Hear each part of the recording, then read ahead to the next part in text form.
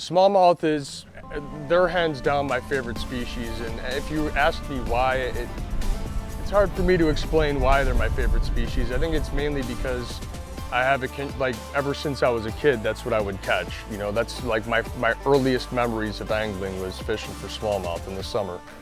Oh, man. What up, bro, man? Good to see you, man. Let's do some fishing. Absolutely. Pound for pound, there's no freshwater species more powerful and violent than smallmouth. This week, I'm heading up to Buffalo, Niagara with my good buddy Ryan Shea of Brookdog Fishing in search of Great Lakes smallmouth. For me, smallmouth fishing has been restricted to small streams and small rivers in southwestern Pennsylvania, Virginia, Maryland area. And your biggest smallmouth that you're probably gonna get is 12 to, on the high end, 18 inches. We measure smallmouth by inches down there. Coming up here to the Great Lakes, you measure them by pounds. You know, what attracts me to smallies is, you know, I've fished for them, you know, as far back as I can remember as a kid. You know, harvesting little crayfish from underneath rocks and catching them there. And aside from the fact that I personally think they're beautiful. They fight super hard, they never give up. I mean, that's typically what you hear people say about smallmouth bass, but the one thing that I really like about them is they're not super selective. You know, another way of saying that is they're not like hard to catch. You know, like, so if I go out and I want to spend time fishing and I want to put clients on fish or friends or family on fish, I want to catch fish. I don't want to like have to work my butt off to catch a bunch of fish. And if you find them and you know where they are, they're not too difficult to pattern. And once you find them and you pattern them, you'll catch a bunch of them. Yeah, they're beautiful, they fight hard, but they're also a lot of fun because they're not hard to get at.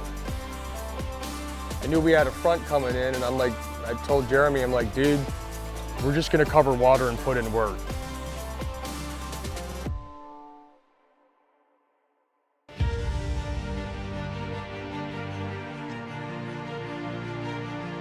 We got him treed. Let's go, boys. Let's get in there and see what we got.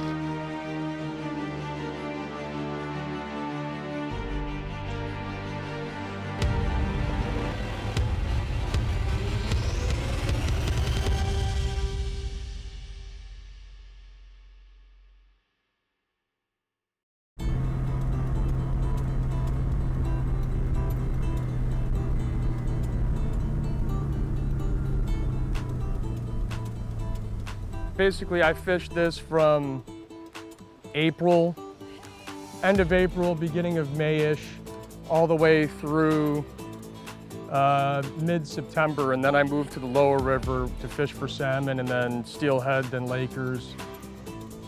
Yeah, right next to that wall usually is good for one if you don't. There's a nice smallie. Oh yeah. About a 3-pounder. At least. For me, what makes it different and why I like it is you can use any tackle technique that you want. You could use conventional tackle and crush them. You could use flies and crush them. You could use float rigs and crush them. You could fish, you know, 6 months out of the year and catch them all the time. And they get big. You know, their growing season is all year here, and that's because they're basically obese. I mean, that's all they do is just chow down all day because they have so much food around. All right, button up, let's roll. So that's what makes it different. You can catch a bunch, and the ones that you catch are gonna be bigger. The other thing about it that makes it different is the real estate that they have to work with. You're gonna catch a fish in, you know, upper single digits, teens, 20s, into the 30-foot depth range. And when you catch them that deep and that far away from the boat, that fish is gonna give you every bit of its fight that it can possibly give you.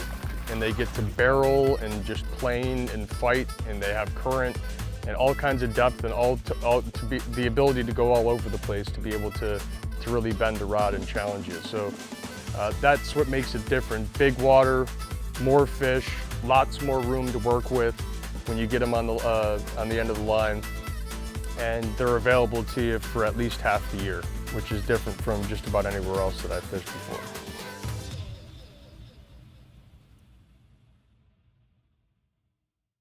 cast to that bank. It's a steep drop off to about 7 feet. Yeah, and just work kind of the whole zone. So one of the most interesting things about fishing up here is just the diversity of not only the species that you're gonna catch, but the type of fishing and the style that you're gonna do it. We were fishing rivers, we were fishing the Erie Canal, we went out to the bay, we were fishing the main lake of Erie, and everywhere we went, we were using different rigs, different techniques. So you're constantly doing something different, you're catching different fish. There's one. It's such a unique fishery up here in the way that you do it. You're not just floating down slack water and casting jerk baits to smallmouth. You know, you might be going out to deep water and dragging bait on the bottom, or you're throwing flies to them. There's just a variety of different ways to go up there, which really makes this fishery up here that unique. There's one. Nice. That's a good one. Yep, that's a real good fish. Jeremy rocking it. Yeah, it's a good river fish, man. Really nice river fish. Coming up here, we were throwing flies for them, but they're subsurface flies, crayfish patterns, things like that. And then we were using a lot of conventional rigs with swim baits. We want really heavy jig head on it. But then we were also using a bait caster, almost like steelhead and salmon would use center pinning. It was very much like that, and you're basically dragging the bait 2 foot off of the bottom, and you're picking up these fish down current away from the boat, so the boat's not spooking these fish. We were really successful doing that as well. There we go. Fish on. I'm gonna reposition the boat here, and it's a bad angle for you.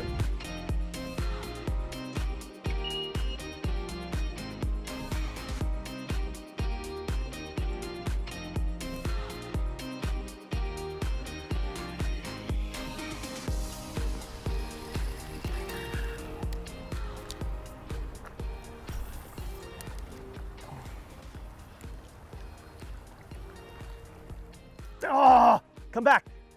Oh, it came back again. There's another one. Cast in there. I got one. There's 4 or 5 still in there. Coming up here to the Great Lakes, getting on these big smallmouth, it's something that you have to experience. So when Ryan picked up the phone and was like, hey man, come up to Buffalo area and let's go after some of these big small jaw, I couldn't resist. Oh, no picture. That one missed it twice, hit it, pulled it out of its mouth, came back, chased after it, missed it, let it sit there, and then another one came out that was bigger and smoked it. Little swim bait. That's so random that they're stacked in that little spot like that. All right, one more dig in there.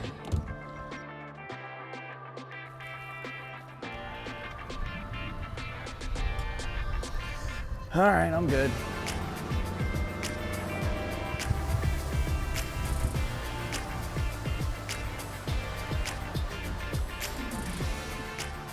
I think these fish are going to eat basically anything that we throw in front of them. It just depends on where they're sitting. If they're underneath that dock, then it could be problematic.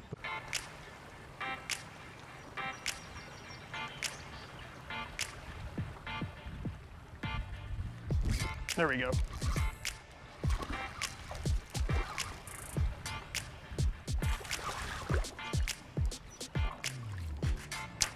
Beauty little small jaw. They all got shoulders to them. Well, there's other spots that are similar to this. Maybe we can pick some off there.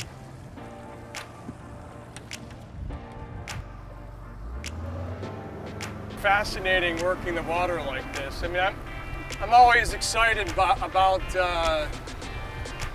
you know, like adverse conditions that are just making me have to do things that I wouldn't normally do. Yeah.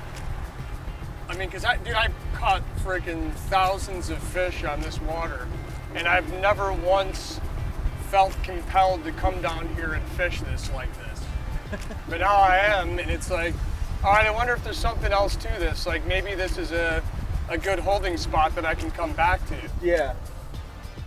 That's what makes it fun, though. Because the river itself, for smallmouth fishing, especially West River, it's really undertapped, man. Like I don't, not too many guys work it. I definitely don't. Keep pitching to that wall, man. It's taking too much for me to control the boat and fish at the same time. There's one. Nice. Oh yeah. Now, There we go. well executed, my friend, well executed. That's a cool way of doing it. I know, I love it. Beautiful Niagara smallmouth. Brookdog fishing. Different way of doing things. That's an awesome fish. When it comes to smallies, like, they tend to pan out every time. You gotta put in work.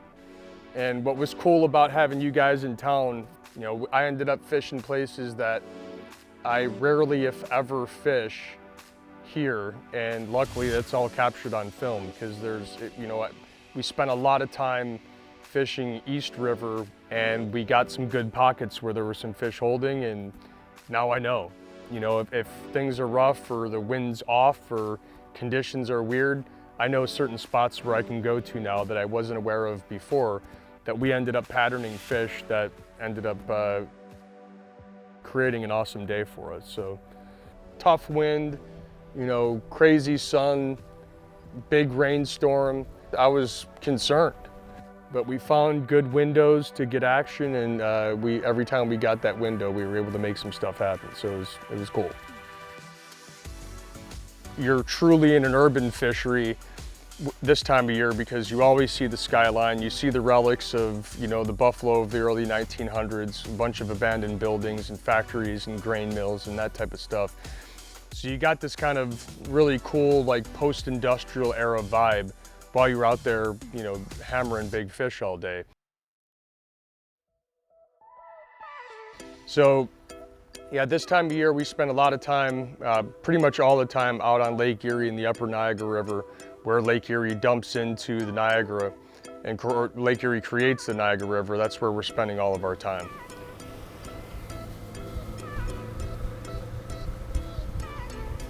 What I like about this area and this time of year in particular is that I can kind of split the program up for the day. You know, I could spend one slice of the day out on big water on Lake Erie, fishing deep. You could throw flies, you could throw conventional tackle, whatever you want to do, but we're targeting fish in deep water. And by deep, I mean upper teens, 20s, 30 feet deep. And they get big. 4-6.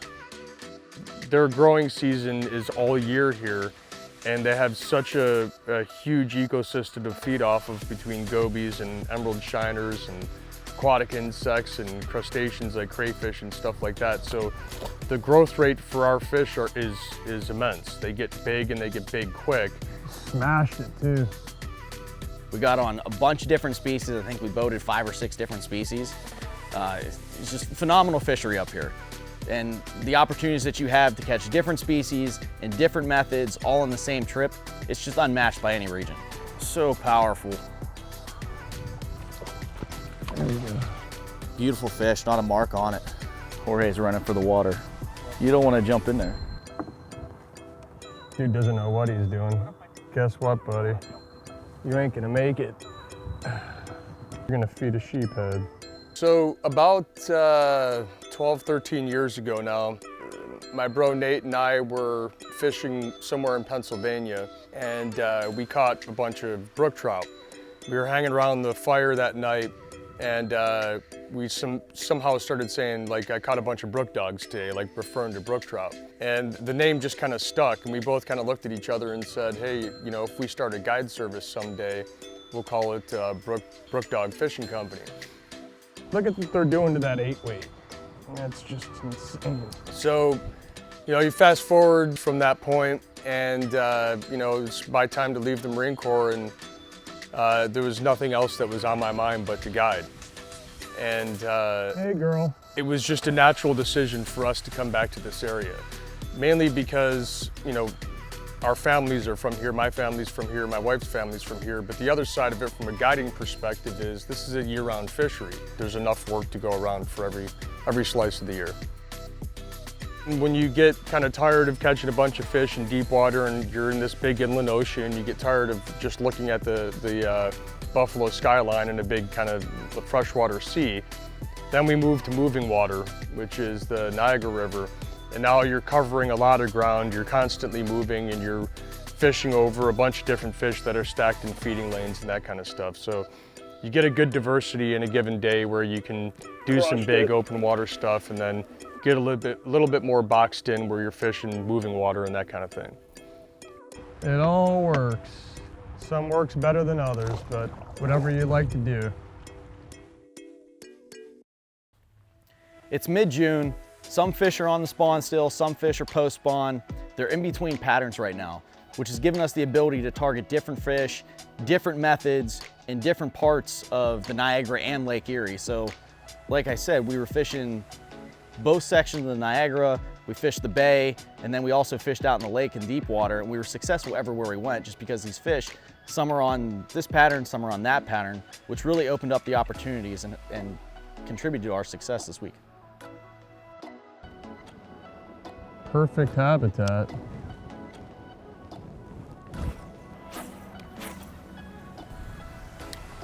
There's one. Way out there too. Yeah. Yeah. It's a fish. It's a fish. Little guy.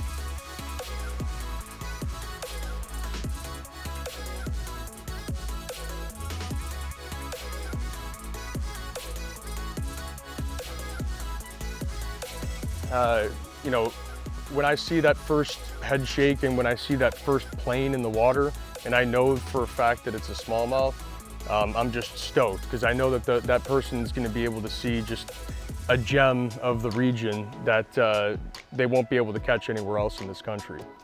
So it brings a lot of joy for me, man. I love this time of year. Catching natives and their native drainage is a lot of fun, and they're bigger than they get just about anywhere in the country. Biscuits. Doesn't get any better than this.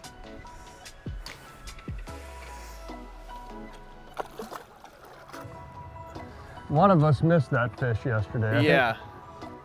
So that's what? Counting yesterday and today, that's what, 8 drifts we did past that one dock and produce fish on every drift. Just gotta find the spot. Yeah, I want to see if I can pop one on a fly in here. The problem is the current's so fast I can't get down deep enough, quick enough. Nice. That's a big fish.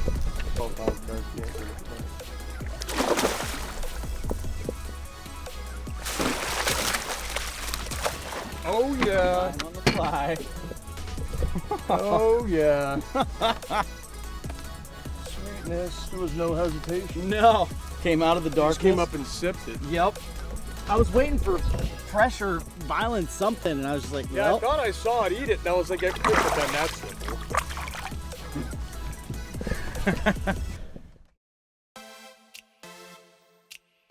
Here, they're schooling fish. They hang out in schools. You generally find a bunch in one area. And when you find them, you'll catch a bunch of them. And they eat quickly. They're always, you know, available. And they get big. Flies, conventional tackle, you know, float rigs, whatever you want to do, whatever type of angling the client wants to do is basically everything I'm trying to figure out. And I don't want to kind of pigeonhole myself as a one-trick pony. I want to be able to do all types of angling to be able to cater to any type of client that ends up calling me wants to be able to do. That's a good fish. Good one. Catch that fish that's right behind it. It's still swimming with I mine. gotta get on the net for you, man. I got you.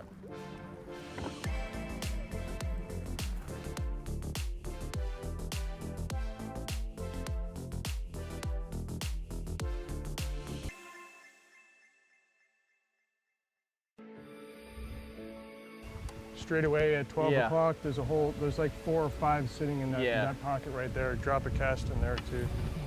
I got one. Why are you fighting lane, buddy? I don't know. There we go. Oh! It broke off in the net. Come out or No, the fly's out of him. Okay, so good. that worked out perfectly. Oh yeah, there we go. First carp on a fly rod. That was gnarly. There's a big ball of them sitting over here. This little crustacean fly sucked it right up. That's a blast.